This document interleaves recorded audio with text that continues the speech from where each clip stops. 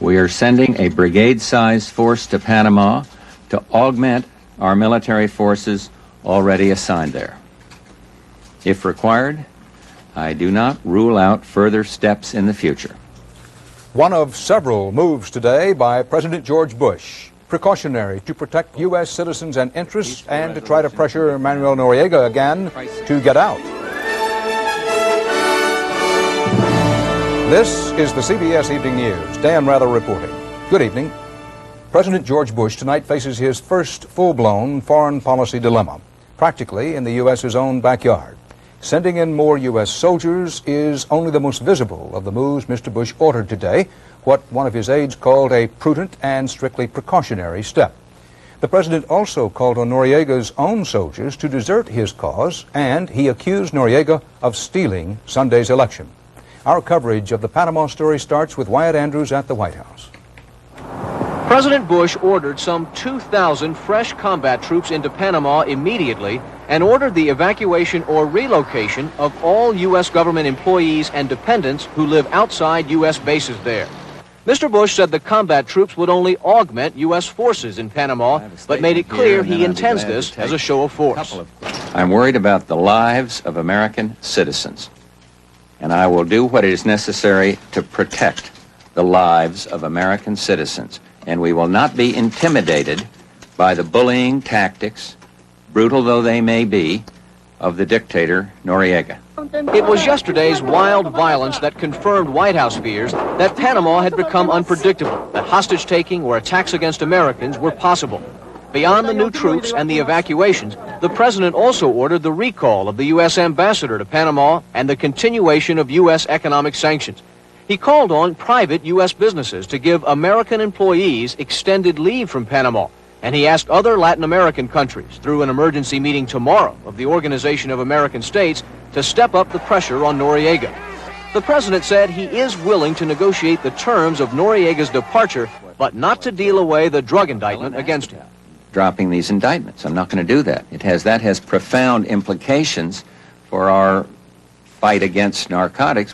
True to form, the president alerted congressional leaders in advance that he was about to send troops to Panama. It helped him win enthusiastic backing. We believe the president's steps to be sound and reasonable, and he has our full support. And we would hope the Panamanian people and international concern and outrage would have an impact on General Noriega, an impact for the better, which means he would leave. In fact, if there were any questions about the Bush plan, it was whether the president had done enough. I'm continuing to urge the president to take military action for the simple reason that we've long passed the point where words can have an effect on General Noriega. Mr. Noriega is a man who we have continuously underestimated. And I think that's one of the failures in our policies, underestimating this guy's ability to stay. The critical test now is whether the Latin American democracies will buy into this notion that 2,000 fresh troops in Panama represent something other than gunboat diplomacy. Dan, it is precisely because Mr. Bush has said he needs the Latin American pressure on Noriega that he can't afford to have this new policy bogged down in a debate on whether the U.S. has become the bully. Wyatt, the president has consistently been urged to recognize the opposition leader, Mr. Andara, as the new president of Panama. Why hasn't he done that? Well, Dan, in a way they have. He has not recognized him as the president, but official U.S. policy is that he is the president-elect. Part of the reason for that is that constitutionally in Panama, the changeover happens in September, so they don't have to deal with questions right now about whether to send ambassadors to the new government. Wyatt Andrews, thanks. At U.S. Army and Marine bases in several states, the quick step is on tonight to pack up and move out. Other units have been told they may be next. David Martin is standing by at the Pentagon with the details. David? Dan, the Pentagon is calling this Operation Nimrod Dancer, and it involves about 2,000 combat troops being sent in as reinforcements to Panama. The troops will come from 3 bases in the United States. One Army battalion from Fort Ord, California, will be airlifted into Panama, starting within the next 24 hours. Another battalion's worth of soldiers from Fort Polk, Louisiana, will move in by sea, bringing armored vehicles with them. And a company of Marines will be airlifted from Camp Lejeune, North Carolina. The troops will be deployed to American bases on both the Pacific and Atlantic coasts of Panama, where some 10,000 American servicemen and their families already are stationed. No one knows how long they will stay. Their role basically will be to reinforce those that are already in the area, give our local commander more assets should that become necessary. We are sending the units that we consider to be appropriate to the task laid out for them, and that is to protect American lives and property and to protect the canal. At the same time, a battle group led by the aircraft carrier America has left Norfolk, Virginia, and although it is officially said to be headed for the Mediterranean, the Pentagon made no secret it is another shoe waiting to drop. I can't speak to future military operations. The President mentioned that there could be other follow-on options, and indeed there could be. Pentagon officials also say that a Marine amphibious force based at Camp Pendleton, California, has been placed on alert in case more troops are needed. Dan, while the reinforcements are moving in, some 3,000 military and civilian family members who live outside U.S. bases in Panama will be evacuated from their homes and moved onto the safety of American bases and perhaps even back to the United States. David, everyone is underscoring that these are strictly defensive moves. Well, for the moment, that's true, but with the carrier battle group headed by the America and a Marine amphibious task force waiting in the wings, there is clearly the threat here that if the evacuation of Americans runs into trouble, there's going to be something more than reinforcements the next time. David Martin, thank you. So far, at least, President Bush's moves have had no apparent effect in Panama. Panama City is calm tonight. Noriega's spokesmen seem to have gone out of their way not to have reacted in any official way. Noriega's opponents have reason to be thankful. Our man in Panama, Juan Vasquez, tells us why. Noriega's opponents got some good news for a change when vice presidential candidate Billy Ford showed up safe today. Some had feared for his life. He had last been seen at a demonstration that came under a savage attack from General Noriega's so-called dignity battalions. Ford was arrested and accused of instigating violence. Starting disturbances in Panama and attacking the defense forces. They accused you of inciting that? Yes, sir. And they gave me 1 year. Presidential candidate Guillermo Endara was hit across the head with a metal pipe. He was hospitalized for treatment. He had some dizzy spells and they took a brain scanning. Everything came out all right, but he's in resting today. The dignity battalions were organized last year to counter threats of an American invasion. U.S. officials believe many are soldiers in civilian dress. Well, they all have the same boss. They all come under Noriega. De la República. The announcement that the elections were null and void caught many by surprise. There's no indication of when a new election will be held. The opposition calls it an admission by Noriega that his candidates lost by such a huge margin that the election was beyond fixing. But it also undercuts their legal claim to the leadership of the nation and allows Noriega to buy some badly needed time. I think Mr. Endara is still the president-elect. I do not respect the cancellation of the elections. Meanwhile, the dependents of U.S. Embassy personnel were moved onto American military bases in Panama for safety. And tonight, the U.S. Southern Command ordered the dependents of some 700 families of U.S. military personnel who live on Panamanian soil to move onto the bases as well. Juan Vasquez, CBS News, Panama City. If any one incident prompted today's moves from President Bush, it was that attack yesterday by Noriega henchmen on the opposition candidates. The opposition had hoped to rally world opinion against Noriega, but it was the actions of Noriega's own troops and supporters that ignited international condemnation of the Panamanian strongman. These are the pictures that sounded the alarm. The brutal attack came as the opposition candidates were leading a demonstration through the streets when they were confronted by this group of thugs. Their T-shirts read Dignity Battalion. They are, in effect, Noriega's militia. They break through, threatening violence. Shouting, "You're going to die here," they start swinging. Watch closely. At least a dozen of Panama's riot police are standing by, making no effort to interfere with the attacking mob.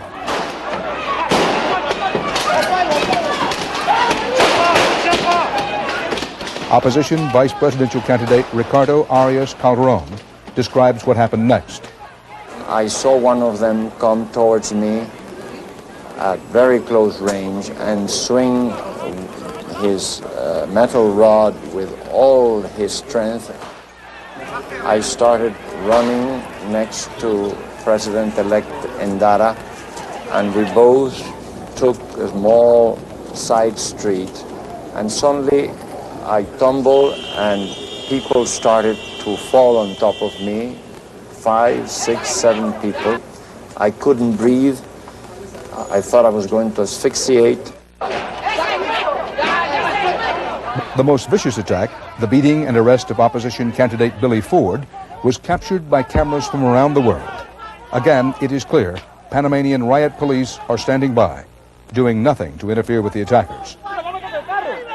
Today, Ford described the assault. They turned around, breaking the line. The riot police did not do anything, and they just started shooting and beating and clobbering and everything. Calderon says he believes the thugs are members of Panama's defense force. And they are organized as military. They are military, dressed for the occasion as hoodlums.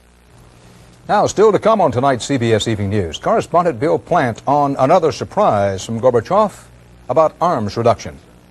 And Gary Reeves on why some farmers are plowing under the winter wheat and their hopes on the high plains.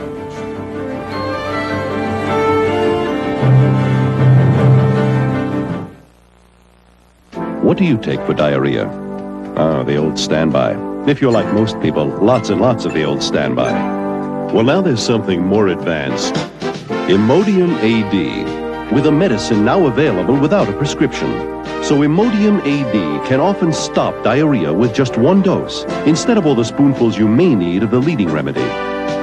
One dose of Imodium AD. It can make your first attack of diarrhea your last. You've just been caught knocking off the Kellogg's Cracklin' Oat Bran. What's the most intelligent way to respond? Did you eat all the Cracklin' Oat Bran? Define the word eat. Did you eat all the Cracklin' Oat Bran? Yeah. Did you eat all the Cracklin' Oat Bran? Yo, Mom, your shoelace. With the crunchy sweet taste of Kellogg's Cracklin' Oat Bran, an open box is an empty box. Give up hot chocolate just because I started wearing dentures? Heat-resistant Fix-It-Dent spreads evenly to keep on fixing loose spots, no matter how often it gets hot. Scamp! Fix-It-Dent, and forget it. We think the new 1989 John Deere walk-behind is terrific, but take it for a little test drive. Try it for a full month. If you're not completely happy, return it. This is some offer. It's some mower. Secretary of State Jim Baker left Moscow today with a minor agreement to resume talks next month on long-range nuclear missiles, but he was forced on the defensive and had to turn down a Gorbachev proposal to negotiate cutbacks in short-range missiles. CBS News State Department correspondent Bill Plant reports on the offer Baker refused. Secretary of State James Baker, in his first official meeting with Mikhail Gorbachev, got a taste of the Soviet leader's trademark surprise tactics. Gorbachev laid out a new unilateral reduction of 500 battlefield nuclear warheads in Europe, and he urged Baker to negotiate further reductions in short-range weapons, something the U.S. has insisted it won't do. Baker called the Soviet offer a good but small step, but he told a news conference the U.S. hasn't changed its mind on the question of negotiation. We agreed that we would continue to disagree agreeably for the time being with respect to this matter. And putting the best possible face on things, the Secretary said the U.S. had urged the Soviets to make unilateral cuts all along. So that's been an argument that we've made for quite some time. U.S. officials estimate the Warsaw Pact nuclear arsenal at more than 10,000, and they say a cut of 500 warheads would be a drop in the bucket. Sources estimate NATO now has about 4,000 short-range warheads. And Baker points out that the alliance has cut its total unilaterally by 2,400 warheads over the past 10 years. Baker shrugs off the public relations implications of Gorbachev's latest announcement. It is very good politics to talk about this, and we acknowledge and recognize that. But that security is extraordinarily important. Following Baker's departure from Moscow, Soviet Foreign Minister Shevardnadze called the U.S. position on short-range nuclear arms negotiations very negative and a matter of grave concern. The NATO allies, whom Baker sees tomorrow, are already upset that the U.S. has failed to put forth any grand vision to offset Gorbachev, and that it refuses to negotiate reductions in the short-range nuclear missiles. Gorbachev's latest move is likely to increase pressure on the U.S. from the Allies when the NATO summit meets here later this month. Bill Plant, CBS News, Brussels. Key tests for the Midget Man nuclear missile in California today, and something went wrong. The Air Force was forced to destroy the weapon in flight. Officials still insist that the test was what they call a qualified success. CBS News correspondent Terrence Smith in Washington has our report. The first full-scale test launch looked flawless as the Midget Man missile blasted off from a concrete pad at Vandenberg Air Force Base in California into a blue Pacific sky. Launch control indicated all was going well. Missile is functioning on stage 3 now. All systems seem to be nominal. The three-stage missile was to have delivered a dummy warhead to a test range on Kwajalein Island, about 4,600 miles away. But after 70 seconds, trouble. At about 3/4 of the way through stage 2, we had an anomaly which we do not understand at this particular stage. The missile began to tumble, and properly the range destruct, range safety people sent a command destruct on the missile. But the general insisted that the problem could be corrected. So we got excellent telemetry, and I have no concerns that we'll be able to understand this anomaly, fix it, and go back to retesting. The Midget Man is a key component in President Bush's plan to modernize the nation's land-based missile force. He's proposing the deployment of up to 500 of the single warhead mobile missiles in addition to the multiple warhead MX missiles. But before that can happen, the Air Force will have to determine what went wrong with today's launch. Terrence Smith, CBS News, Washington. The controversial U.S.-Japanese deal to jointly develop and produce the new FSX fighter jet was narrowly approved today by the Senate Foreign Relations Committee. The vote was 9-8. It cut across party lines. It moves the red-hot debate to the full Senate floor. Critics of the arrangement charged Japan would get valuable U.S. technology that would help the Japanese compete with American aircraft makers.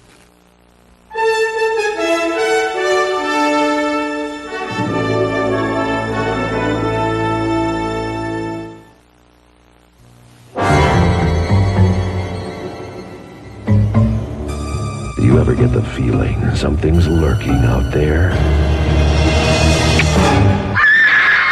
Be prepared with new, faster-killing Black Flag anti-roach spray. It kills roaches on contact with its exterminator-proven ingredient, and it keeps killing more roaches for up to 2 weeks. Don't be afraid to turn on the light. Kill them, and kill them fast.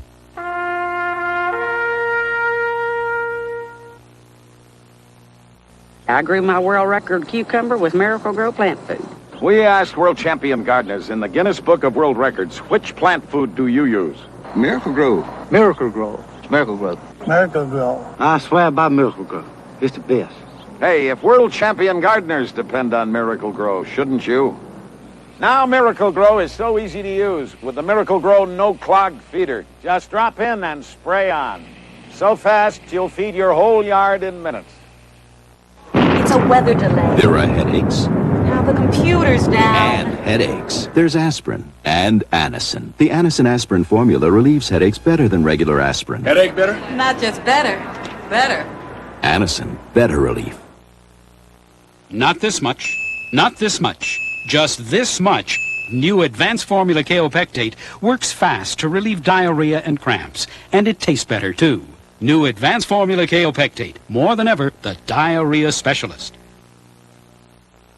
One of the most powerful men on Capitol Hill stepped down today, though most Americans hadn't even heard of him before last week. CBS News Chief Washington correspondent Bob Schieffer reports on the man whose criminal past came back to haunt the man, the House, and Speaker Jim Wright. A key legislative aide to the Speaker who rose through the ranks, John Mack, resigned just a week after the Washington Post revived the story of a violent incident 16 years ago in which Mack, then a discount store employee in the Washington suburbs, went berserk. He repeatedly attacked 20-year-old customer Pamela Small with a hammer and a steak knife and left her for dead. At the time, Mack's brother was married to Wright's daughter. Mack received a 15-year sentence but was paroled after only 27 months when Wright promised him a low-level staff job. Pamela Small eventually recovered and is now a Washington public relations executive. 2 years ago, her ordeal was first reported in the Fort Worth Star-Telegram. Last summer, Wright told CBS News correspondent Phil Jones that Mack had been a model employee. I believe in giving people a second chance, Phil. That's my philosophy. And I'm glad I've done it. I've never had occasion to regret that I did. The Post story caused a sensation after it appeared last week. A Virginia man said that his wife had been assaulted by Mack when the two were high school students, an allegation that Mack has denied to Wright's staff. With all the other troubles, the turmoil could not have come at a worse time for the Speaker, who today expressed sadness for Mack and said his heart went out to the victim, Pamela Small. House Democrats agreed Mack had to go. I guess it's in the best interest of the House of Representatives that he removes himself from the point of controversy. It's a very unfortunate circumstance. He did what he thought was the right thing to do, and I accept that decision. Mack reportedly left Washington with his family today, but said in a statement, "To Pamela Small and to my family, all I can say now is what I have said to myself every day since this happened, that I am sorry, truly sorry." Bob Schieffer, CBS News, Washington. New criminal charges against international arms dealer Richard Secord in the missiles to Iran disappearing cash case. A 9-count indictment unsealed today accuses the retired U.S. Air Force Major General of lying to Congress during the televised Iran-Contra hearings. The alleged lie, Secord's insistence that he made no profit off the secret sale of U.S. missiles to the Iranians. Secord was already charged with 6 other felonies, including conspiracy, theft, and wire fraud. Total possible jail time, if he is convicted, 69 years. Baseball Commissioner Bart Giamatti announced today that he's reviewed the special investigator's report on Pete Rose's alleged gambling activities. Giamatti set May 25th for Rose to respond to it if he wishes. Giamatti refused to disclose any part of the 225-page report, but said Rose has been given a copy.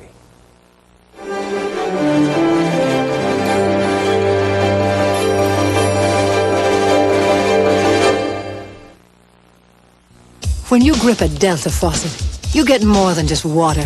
You get a chance to express yourself. Do it right now, and Delta will foot part of the bill.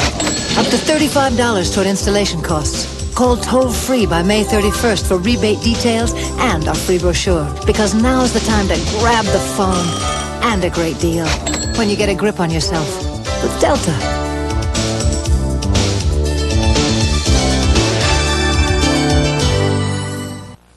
When Ocean Spray adds sweet, plump strawberries to tangy cranberries, something cool and refreshing happens to salads. New Cran Fruit brand sauces add a cool, refreshing zing to everything. Just this much Cortaid heals more kinds of itches and rashes than all of these. Because Cortaid has a clinically proven healing medicine they don't have. That's why Cortaid is the Itch-Aid. These days, I'm eating better. Less cholesterol, more fiber, plenty of fruits and vegetables. So how come I'm the one with a painful gas? Surprise! The foods highest in nutrition are often highest in gas. That's why there's Gas-X. Unlike the leading antacid, Gas-X has the only ingredient approved for the relief of gas pain and pressure. See? Only Gas-X gets rid of the gas, so you feel better fast. I'll eat to that. Eat right and feel right with Gas-X. The Environmental Protection Agency confirmed today what it promised earlier, that it will begin steps to ban the apple ripening chemical Alar. The EPA says the process will get underway in about 10 days and could take as long as 3 years to accomplish. Since it was disclosed that Alar may cause cancer, the nation's sale of apple products has slumped about 20%. The Agriculture Department today estimated this year's winter wheat crop will be the smallest in a decade and 8% less than last year. One major reason, the drought that grips parts of the Great Plains. Gary Reeves has our report. A month before harvest, many farmers in the nation's top wheat-producing state are giving up on their crops and plowing them under. It's Quentin Swinson's worst year ever. 3/4 of his 3,000 acres are ruined. I've been flooded out, I've been hailed out, but I've never been dried out. I hate to see it happen this way, but it's happened.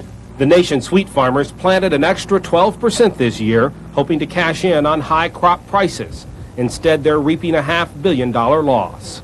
While it's already too late for much of the winter wheat crop, in the rest of the country, the spring planting has just begun. and many are gambling their farms against the forecast of another drought. The tendency has been for summers following severe droughts, such as we had in '88, to be both warmer than normal and also drier than the long-term normal. In southern Iowa, where rainfall is off by 40%, lakes and ponds are drying up. The National Guard has become the emergency water source for 5 tiny towns like Benton, where most of the wells have gone dry. We take a bath in a teacup of water. We need water to drink. We really need it. But the Guard can't deliver enough water to help the farmers. Those who can afford it buy water from the towns lucky enough to have some. Cattle farmers must haul thousands of gallons a day or sell off their herds. To get the ponds and the creeks filled back up, well, then we're going to need one of the good old southern Iowa gully washers. And that'll be, like a good hard 3-inch rain or something like that. If we don't get some rain, we're going to have to sell more, yes. We won't have grass for them. And then no other feed. You don't have enough feed to feed them all summer. The bleak outlook has not slowed the pace of planting. Iowa's corn and soybeans are going in on schedule. Even in Kansas, some who lost their wheat are putting in a crop of milo, still hoping to eke some profit from the parched soil. I don't know how many more years I'll farm, but I'm going to, as long as I can crawl in that tractor, I'm going to crawl there. I enjoy it that much. That's our ambition, get the crop in and hope for the best. And they hope that the forecast is wrong, that one day soon they'll see clouds full of rain instead of dust. Gary Reeves, CBS News, Lamoni, Iowa. And that's the CBS Evening News. Connie Chung will be sitting in here tomorrow while I try to make my way to China, where all next week the CBS Evening News will provide extensive coverage, we hope something in context and with perspective, on the new face of communism. Now, later tonight, 48 Hours examines the controversy of juveniles on death row. Death row kids. That's at 8, 7 Central Time. Dan Rather, see you again soon. April in Paris. He said he'd give me Paris wrapped up in ribbons. But he was young and poor. So we settled for a small cafe and coffee. Coffee so rich, I thought I'd never taste its like again. Discover the pleasure of rich French roast, new from Maxwell House. Rich French roast coffee. We can't give you France, but we'll give you the flavor. This may sound strange, but if I hadn't had a heart attack, I wouldn't be here today. I am doing fine, and I learned something you ought to know. There's a whole lot of proof that a diet low in saturated fats and cholesterol can help keep your heart healthy. Fleischmann's has 0 cholesterol, 0, zip, none. I changed after my heart attack. What are you waiting for? Fleischmann's. It does your heart good.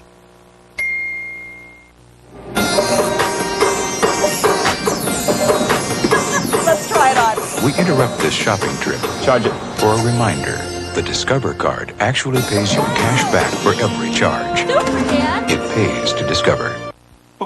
Next time you get heartburn, consider yourself lucky, because now Rolaids comes in assorted fruit flavors, still calcium-rich, sodium-free, and as effective as ever. Assorted flavored Rolaids. Relief never tasted so good.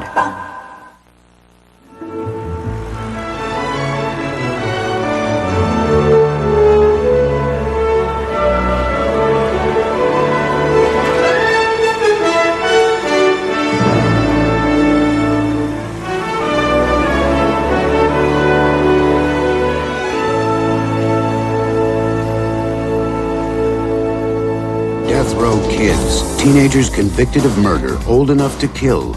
Are they too young to die? 48 Hours tonight. This is CBS.